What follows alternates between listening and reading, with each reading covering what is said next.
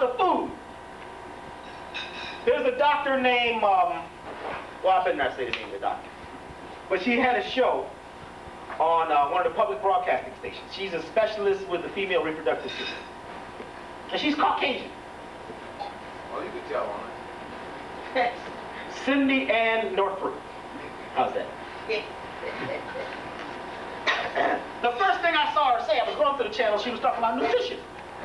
The first thing she said is, you can't expect a Norwegian to eat the same food as a Jamaican. I've never heard anybody Caucasian say that. You can't expect a polar bear to live and eat the same food that a brown bear or a grizzly bear eats. They eat two totally different diets. The grizzly bear eats seals and salmon. The grizzly bear eats deer, moose, gazelles. Well, not gazelles. I guess there's no gazelles in North America. There might be, though. They might have got away from the zoo and crossbreed. You never know.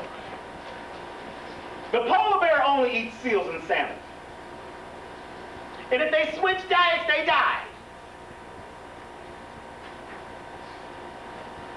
But somebody said that black people would be healthy eating the same food as Europeans. But even in the Genome Project, they tell you that a black person's genes are different than a Caucasian person's genes. But we're supposed to eat the same food. This is why black people are #1 in cancer. #1 in diabetes. Now, when I say black people, I'm talking about black Americans. Not black people all over the world, black Americans. Because, see, black Americans are basically rich. Even though some of you think you're poor, you need to travel a little bit. When you come home, you will say, wow, Sure. you won't believe it. That's right. I mean, there's people living right now in conditions that you couldn't even fathom it. You've gotten so used to your toilet and your refrigerator, water coming out of your tap. Some of y'all go crazy when they cut something off. And cut my electricity off. Oh my God, what am I going to do? Burn some candles. There's places where they don't even have candles. So because you're making all this money, and you got brand new cars and credit cards, you can buy anything you want. So you get happy. You go in the store, you don't read nothing. You just eat it. Some of you eat before you even get out of the store. I see some of you in the store in your grocery cart, got cookies and different things you're eating on the way up. I saw a lady the other day, she took one box of cookies she had eaten and threw it down, went and got another one before she got to the gas register. She was eating. She was in the garden of eating. And I'm going to tell you something. No, I won't even say that. She had 2 carriages. 2 carriages. 2, and then the dog food that was on the bottom of the carriage was the healthiest thing in her cart. Come on. The dog food's got a lot of minerals in it. They got good stuff for dogs and cats. In fact, next time I get sick, if I have to go to the hospital, I'm saying, take me to a dog and a cat hospital.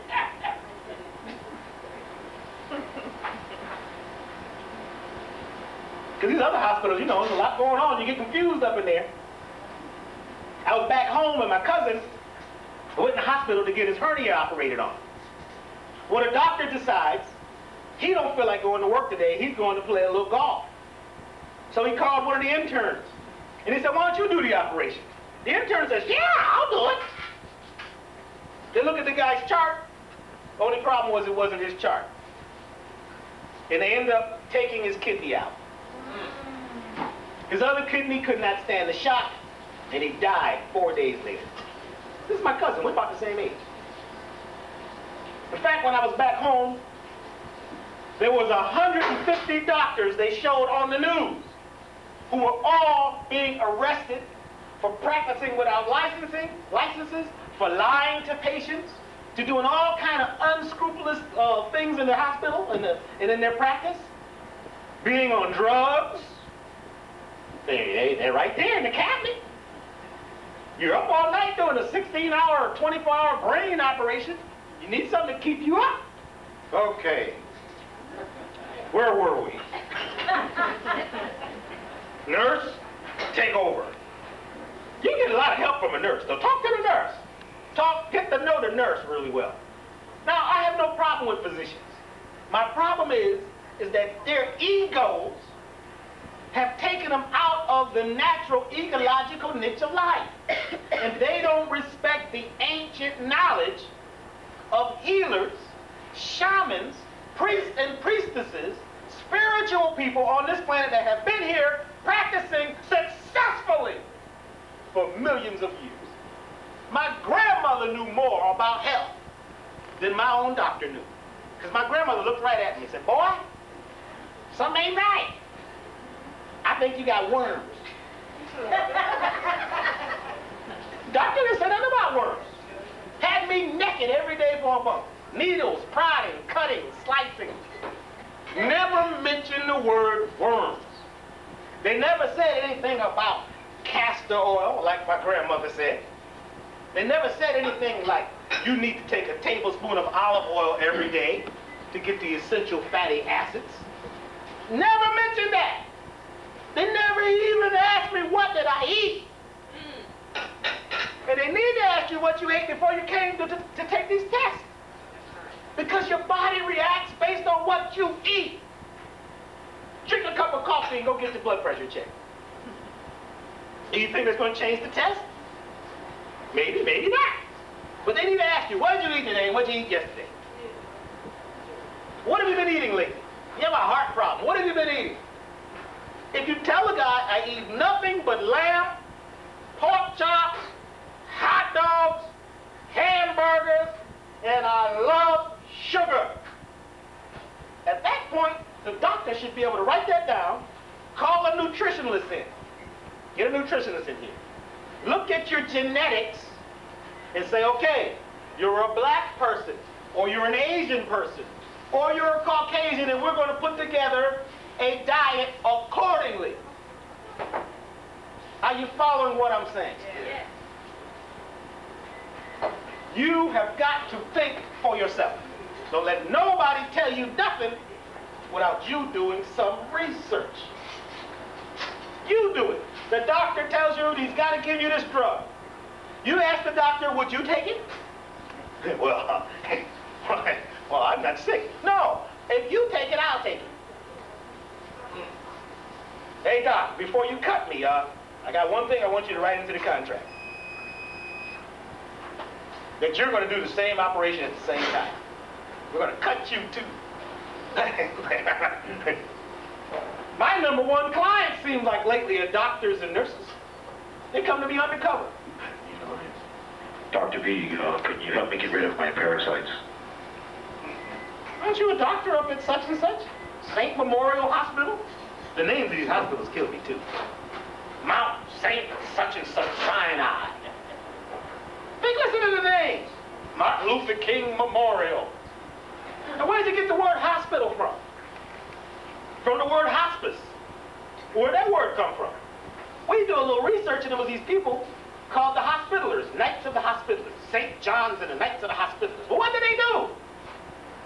They would sneak into your dwelling, leave a rose on your bed or on your doorstep, and that night or the next day, somebody was going to die. They were a secret organization that would do covert operations for the person in charge. So the Knights of the Hospitallers based everything on killing. Now you go to the hospital. You know they got terrible diseases and their strep is off the hook.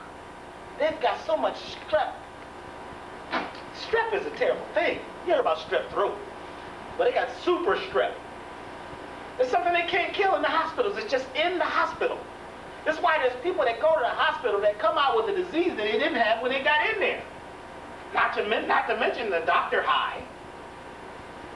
So what you need to do is ask your doctor, does he do drugs? And will you sign a piece of paper saying you don't do drugs? I also need a piece of paper saying that you will research everything you can about my condition. And when you come to the hospital, you will spend more than 10 minutes with me. You know, the doctor come in and check you, how you doing, how's you doing, nurse? Okay, look, I'll get back to you. No, you spend some time and sit down and talk to me. Doctor also needs to ask questions about your family and what's going on with you. Doctor needs to ask, how's your job? Could be your job stressing you out. Maybe you need to quit. All you need is a letter from the doctor saying, I cannot work.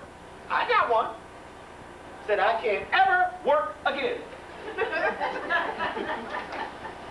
You need to get one. Ever. It's got to say it. Ever. You can get it. Especially if you have those pains that nobody can find. You got those pains, you know, doctor, I'm sorry, it still hurts. Well, we can't fight. You hurt. Okay. You can't work. Thank you. Just don't get caught kicking up your heels outside the door. They got the camera watching. But when you eat these foods, your body gets weak because it's constantly fighting off the toxins. Because it's fighting these toxins, it cannot handle its daily business that it would be doing with a normally healthy person. And year after year after year of eating foods that are denatured, your body begins to react. If you put bad gasoline in your car and use the cheapest oil, you know they got that oil that's like 59 cents? You be at the grocery store, it has like the name of the grocery store on it. 59 cents. Would you put that oil in your car? There's always a lot of it there because nobody buys it. You want a brand name. You want a warranty and a guarantee that this stuff has quality. So if you slowly put bad gas and bad oil in your car, it's going to break down. And most people will take better care of their automobile than they will of their car. Of their body. They will take more care, better care of their automobile than they will their bodies. That's a shame. And you expect your government to help you and explain everything to you. Well, this society is not based on people, it's based on capital. Money! I like the way they do it in China. You pay your doctor as long as you're well. The minute you get sick, you stop paying the doctor. You know how many people would be cured in America if we switch things around? Tell your doctor, say, Doc, you know, I'm going to pay you a little something every month as long as I'm well. The minute I get sick, you're off the payroll. Doctor will throw you out that office so quick it's ridiculous. And in many countries, the state or the government pays for you to stay well. You go to the doctors free because they want a strong people. They need a strong foundation. Here it's about money. They really don't care. It's about your money. So you have to turn things around for yourself and think for yourself and say, you know, I'm worth more than just money. So what you do is you say, I've been brought up in a system and I am ignorant, but I am ready to learn. The first thing you need to do is cleanse your body. This is what Grandma used to do. And remember, cancer is not that old. It's less than 100 years old. But people used to cleanse. My grandparents would do a cleanse on Friday and drink all this terrible tasting stuff, because I had to do it too. And Saturday, we'd take turns in the bathroom. But people were much healthier. There's places in the country where you might have to ride 100 miles to get to the doctor. There's places in the world where you might have to ride 500 miles or walk, take a 500-mile hike to the doctor. So what do? You find out the plants in your environment that are medicinal plants. There's healing plants. You don't think the Creator would drop you off here and not give you medicine? The plants are for the healing of the nations.